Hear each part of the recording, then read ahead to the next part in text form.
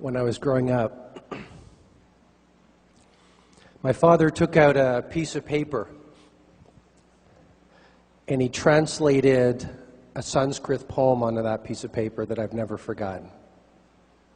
And he took that piece of paper and he taped it to our refrigerator door so my brother and I could read the words from this poem every single morning before he went off to school. I've never forgotten what it said on that piece of paper. It said simply, "Spring is past, summer has gone, and winter is here. And the song that I meant to sing remains unsung, for I have spent my days stringing and unstringing my instrument." As I got older, I asked my dad, I said, "Dad, what was that poem all about?" And he looked at me and he said, "Son, that was a poem written by a man whose heart was filled with regret over a life half lived." He was always getting ready to sing the great song of his life. He was always getting ready to be a dreamer. He was always getting ready to play with the poetic possibilities that his life was meant to be. But he just got busy being busy. And so he missed out on the great song of his life. Spend time talking to people whose lives you want to be living. I met Evelyn and Carlos from one of my favorite places, Puerto Rico. Right? And I'm working on my Spanish, un poco. But it's coming along, And you know, it made me think how important it is to surround yourself with people whose lives you want to be living. So I made a profound change reading these books, interviewing elders, talking to people whose lives I want to be living, making these changes, because obviously reading books isn't going to do anything unless you're willing to take some chances, right? Ideation without execution is nothing more than delusion. Ideation without execution is nothing more than delusion. Hey, it's great to get fantastic ideas, but what you want to do is be one of those brave souls who walks out there and executes flawlessly around those ideas, even if it's just taking that first step and running towards your fears. You want to be known, I respectfully suggest to you, as a woman or a man of action, not one of these people who's all talk and no action. Action, execution. So here's what I did. I made a profound change in my life by learning these things and acting on these ideas. I then said if an ordinary guy from a little town of 2,000 people could make such profound changes in the way he thinks, the way he feels, the way he behaves, let me write a little book. Now, the reason I share this part of the story with you is because I want to invite you to consider that every dream starts small. You're going to see people up here and you want to be on the stage. You might not be there. Remember, they started off with that first person that they talked to. FedEx, the first night in business, you know how many packages they sold, that they moved? 15. Let's not forget that Bono and his bandmates started off with that first gig in Dublin. Let's not forget that Richard Branson started off with a little college newspaper when everyone laughed at him. Every dream starts off small, but you want to start and move it forward each and every day. And while everyone else laughs at you and criticizes you, pay no heed to them. Keep on moving your dream forward, because there is something magical about sticking to your dream longer than anyone around you thinks you have a right to stick to that dream.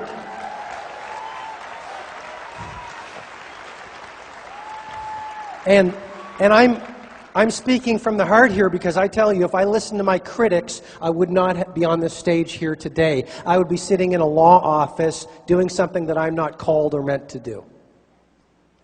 So I self-published this little book called The Monk Who Sold His Ferrari in a Kinko's copy shop.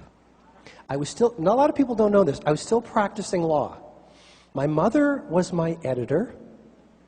My father helped me sell the book one at a time. Now, there's about 3,500 people in this room. I'm so honored to be here. I'll tell you why. My first seminar, only 23 people attended. 21 of those people were my own family members. I mean, I tell you, starting with a little dream, like building your business and saying, I'm going to get out there and I'm going to talk to people and I'm going to take risks and I'm going to work on myself and I'm going to be extraordinary. Because the days slip into weeks, the weeks slip into months, the months slip into years. Before you know it, 5 years have gone by. 1 year has gone by. Well, 1 year is going to go by anyway. Why not get there world class in this business, world class in your life?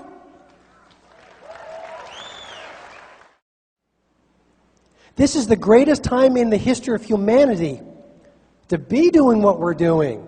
This is the greatest time in the history of humanity to make a commitment to being world class. This is the greatest time in the history of humanity to be an extraordinary human being and to learn and to grow and to have an impact on people around the world step by step. It's an exciting time to be alive.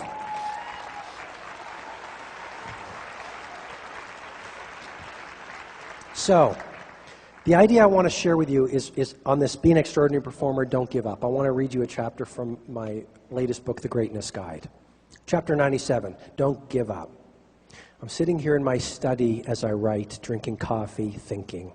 Not daydreaming, not wasting time, not worrying, simply thinking. One of the best things you can do is to spend some time each day thinking. Because what's the point of getting to the top of your mountain, realizing you did the wrong things? Think how you can build your career to the next level of world class within free life. Think how you can add more value to your stakeholders. Think what you can do to be a shining example of poetic possibilities. Think. Peter Drucker said it so well. He said, there's nothing so useless as doing efficiently that which should not be done at all. Confucius said it even better. He said, the person who chases two rabbits catches neither. So simply thinking. Mostly I'm thinking about the importance of having a sense of mission and then staying true to it. It's not easy, though. I've found that the bigger I dream, the more obstacles I face. My mission in life is pretty straightforward. I want to help human beings become extraordinary and organizations get to world class.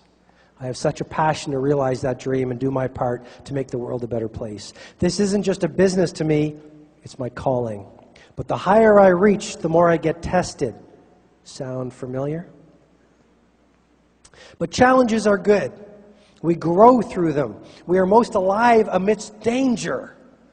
Papa Walenda, the great high wire walker, said it so well. Life is lived out on the wire. Life is lived out on the wire. The rest is just waiting. The wisest amongst us, the genuine leaders, smile in the face of adversity.